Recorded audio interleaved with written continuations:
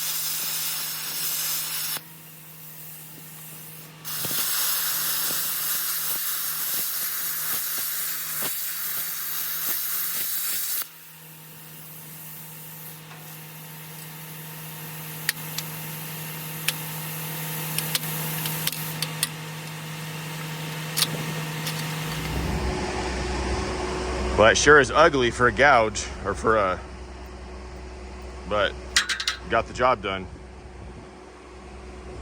I wonder if you used, instead of just regular compressed air with oxygen, I wonder if you used like argon or nitrogen, if it would like clean that up, because it's reacting with the oxygen, I'm sure. All right, so we're gonna go around, we're gonna gouge all these off just like that. We're using the Big Blue 800 air pack and the Hypertherm 105 on 105 set for gouging. So we're gonna gouge all this off, and then we're gonna get it cleaned up.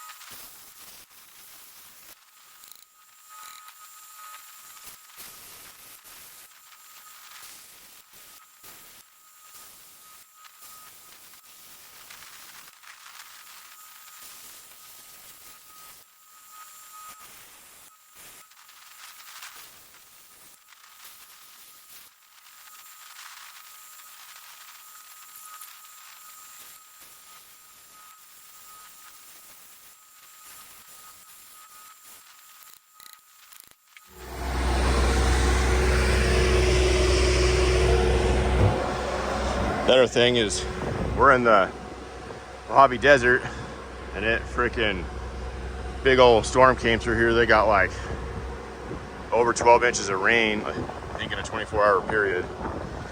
And this is just, that's like flour that's wet.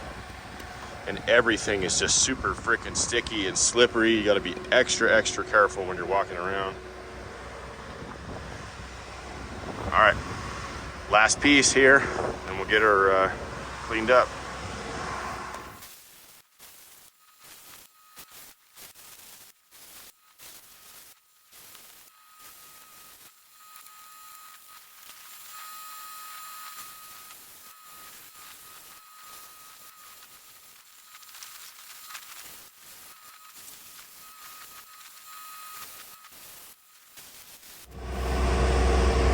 So now what we're gonna do is just go around and just gouge off the brass that's sticking up high, being very careful not to gouge into that.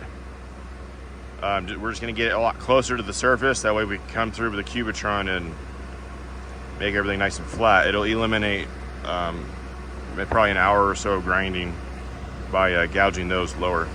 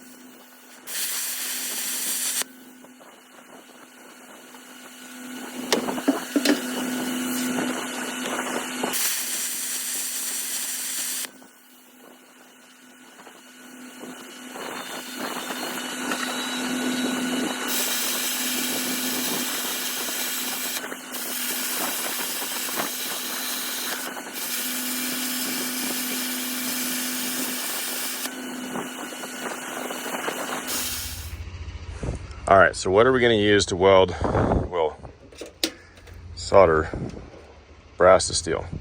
So here's regular ER70S6 copper coated steel. We have silicon bronze wire. Looks kind of gold. Looks similar. If you didn't know what you were looking at, you could probably mistake that for something else. I pulled this off of a big spool, so it's not even officially labeled, but I got mine on there. Settings I like to run on it. So we're gonna put this on here. And 100% argon. We're gonna try to run this at 23 volts and about 650 inches per minute of wire. Running 100% argon, it makes the weld burn a lot hotter, so you have to compensate for that. I would say the brass welds very similar to aluminum, especially when it comes to like the gouging and then the welding and all that. It's very similar to aluminum. So we're gonna get this all fed through the gun, and same thing, I'm gonna treat this exactly as if it was just 035 hardwire, except we're running argon, and the settings are a little bit differently. Other than that, same consumables, same drive rollers. We're just using the Multimatic 200 or 220, sorry. So we're gonna get this set up, lift it up there with the crane, and get those welded on. All right, so we got everything cleaned up. Cubitron. Got our new piece here. You can see the new pieces. You know, the cuts are pretty good, but I wanted to clean them up, the edges and everything a little bit better. So we die grinded it, cleaned it, make sure everything's flat, no burrs, dingleberries, dirt, anything of that nature is gonna be between the two surfaces. So we're just we can kind of see where the old brass was, like the welds, the soldering on there. So we're going to just put them in the same exact spot. We're gonna go all the way around, tack everything before we fully weld anything. And then, yeah, try and knock this out before it starts raining again. Something kind of interesting. All of this here, you know, kind of looks like gold nuggets. It's not magnetic, so when it goes through the processing, it will not get picked up. So that's gonna end up in someone's gravel or concrete or something, and some kid's gonna be walking down the driveway and think he found a gold nugget. It's kind of funny, I think. But, all right, let's get to it.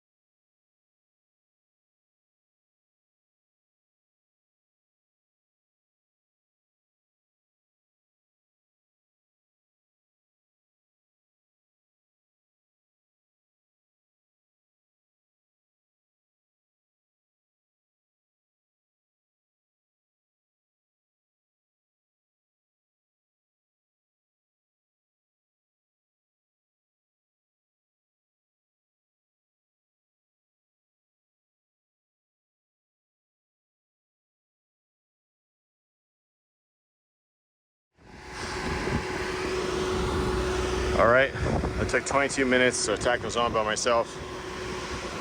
Probably would have been twice as fast if Jacob was here, but he's on another job. So they're all tacked in, everything lines up. Everything is nice and flat. There's no gaps. Now all it's left to do is just go around and weld it out. Just pay attention to make sure no tacks break and anything lifts up before you weld it. All right, we're gonna get the sucker welded out now.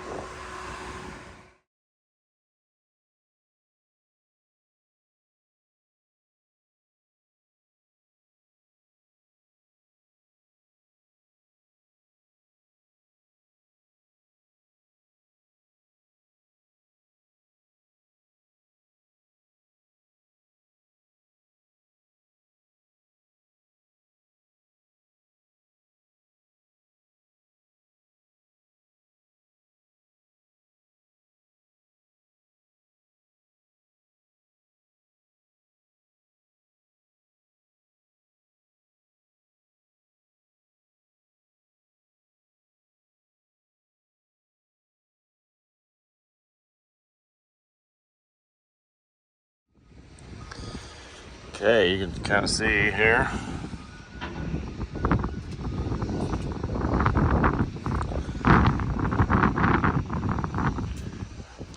It's a very different type of, I guess we'll call it welding. It's kind of weird. This looks a little bit more red than brass. Maybe it's a bronze.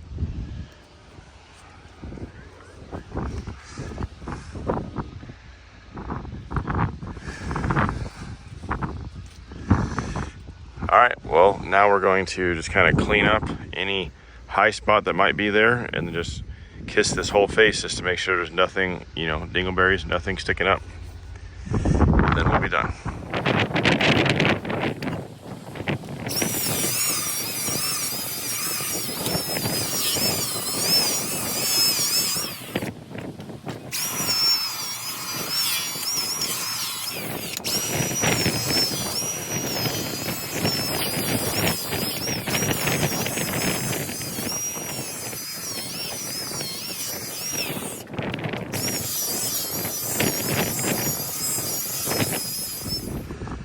Well, there we go. Finished product.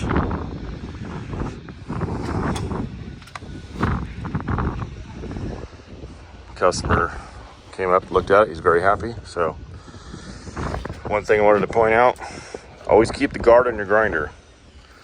You know, it's real important. Yeah. Anyways, so we're done with this. We're gonna pack up and move over to a different spot and work on some other stuff, but that will be it for this video. Well, thank you for watching. Stay tuned for the next one.